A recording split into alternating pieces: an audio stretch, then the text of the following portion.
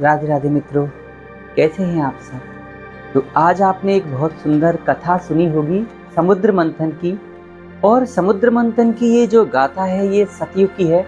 सतयुग के समय जब एक बार देवराज इंद्र ऐरावत हाथी पर बैठकर कहीं जा रहे थे। आमतौर पर वे घूमते रहते हैं, भ्रमण करते हैं। तो जाते समय उन्हें दुर्वासा ऋषि मिले और जैसे ही इंद्र ने प्रणाम किया दुर्वासा ऋषि को, दुर्वासा ऋषि प्रसन्न हो गए और उन्होंने अपने गले की माला उनके गले में डाल दी। लेकिन क्योंकि वो जो उसके फूल थे कमल के थोड़े सूख गए थे, इंद्र को थोड़ा अपमानित फील हुआ। उन्होंने कहा ये पुरानी सी माला मैं पहनूंगा। तो इस एक चीज का ध्यान करना चाहिए, अगर बड़े लोग कोई सम्मान करें तो अपने अभिमान में, ईगो में आके हमें उनको निग्लेक्ट नहीं करना चाहिए। इंद्र ने वो माला ऐरावत हाथी के मस्तिष्क पर रख दी और हाथी ने वो माला गिरा दी और पैरों से कुचल दी, क्योंकि हाथी एक पशु ही है और उसका स्वभाव भी वैसा ही होता है। जब दुर्वासा ऋषि ने इसे देखा तो गुस्सा आई उन्हें और उन्होंने क्रोधित होकर इंद्र को श्राप दे दिया कि इंद्र तुमने मेरा अपमान किया है, जाओ श्रीहीन हो जाओ। और इस प्रकार स्वर्ग से उनका पतन हो गया। थोड़े ही दिनों में महाराज बलि, जो प्रहलाद जी के नाती थे, प्रहलाद जी जो प्रभु के परम भक्त हैं और जिनके लिए भगवान ने नरसिंह अवतार लिया था, उनके पुत्र थे विरोचन और विरोचन के पुत्र थे महाराज बलि। बलि ने क्रोधित होकर के स्वर्ग पर चढ़ाई कर दी, क्योंकि उन्हें पता चल गया था कि इंद्र को श्राप दिया है दुर्वासा ऋषि ने, इसीलिए सही टाइम है, उसके पास अभी पावर्स नहीं है। तो जैसे ही बलि ने चढ़ाई की, इंद्र को हरा दिया, भगा दिया स्वर्ग से और स्वर्ग पर खुद का शासन जमा लिया। तो जब अब राक्षसों का बोलबाला हो गया, स्वर्ग पर राक्षसों का अधिकार हो गया, इंद्र और सारे देवता बेचारे दर दर भटकते थे। स्वर्ग में इधर उधर सब तरफ राक्षस ही राक्षस थे और देवता लोग पृथ्वी पर गुफाओं में छिपके रहते थे। एक बार वे सब भगवान विष्णु के पास पहुंचे, बोले प्रभु हमारी रक्षा करिए, हमारा जी अब बलि ने ले लिया है, अब वो अत्याचार कर रहा है सब जगह।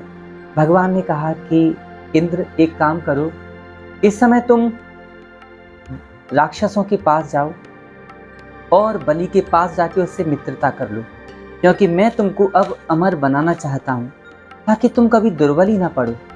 क्योंकि भगवान के पुत्र तो मनुष्य, देवता, राक्षस सब उनके पुत्र संतानें ही हैं, इसीलिए प्रभु सब पर कृपा करते हैं जो भी उनकी शरण में जाता है। जब इंद्र बोले प्रभु मैं बलि के पास क्यों जाऊं, भगवान बोले तुम्हें जाना चाहिए।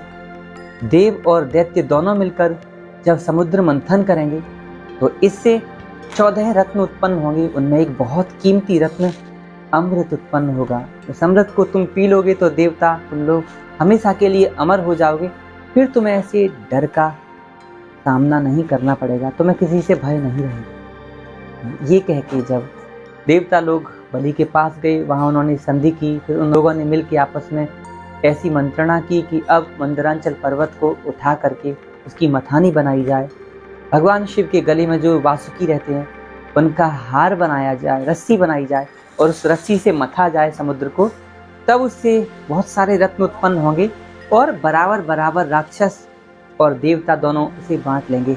यही चर्चा आज के इस वीडियो में कही गई थी। थोड़ी सीरियस हो जाती है वीडियो, लेकिन आप लोग इसे ध्यान से सुनिए, क्योंकि भगवान की बहुत सारी ऐसी कथाएं हैं, गाथाएं हैं जो पहले हो चुकी हैं। अभी कलयुग चल रहा है, कलयुग से पहले द्वापर युग था, उससे पहले त्रेता युग था, उससे भी पहले सतयुग था। ये सतयुग की कथाएं हैं, तो आपको ये सब आना चाहिए कि हमारी इस पृथ्वी पर क्या क्या घटनाएं हो चुकी हैं, हमारे श्री हरि ने क्या क्या किया है हमारे लिए। भगवान तो सबके लिए बराबर हैं, सारी जातियां प्रभु से ही निकली हैं, सारे धर्म भी भगवान से ही निकले हैं। गीता में भगवान श्री कृष्ण जी ने कहा है जैसे बर्फ और जल, जल से ही बर्फ बनती है, लेकिन बर्फ जल का साकार रूप है और जल निराकार। ठीक भगवान, गॉड, अल्लाह, ईश्वर सब उन्हीं के स्वरूप हैं। जैसे आटे से पूड़ी बनती है, आटे से ही परांठा, आटे से ही रोटी, आटा एक होता है, ऐसे ही भगवान से ही उनके ही स्वरूप कई सारे हैं। वही निराकार हैं, वही अल्लाह हैं, वही गॉड हैं, सब कुछ एक विष्णु ही सर्वत्र हैं। चले विष्णु स्थले विष्णु, विष्णु पर्वत मस्तके, ज्वालामाला कुले विष्णु, सर्व विष्णुमयं जगत। आप थोड़ा कर करके इन चीज़ों को समझिए धर्म को जो कॉम्प्लिकेटेड बना दिया गया है, ऐसी बात नहीं है। भगवान सबके हैं, वो सब लोगों का हक है उनको स्मरण करने का, संकट के समय ही नहीं हर समय उन्हें याद रखने का। आपके सारे काम सरल होते जाएंगे। राधे राधे।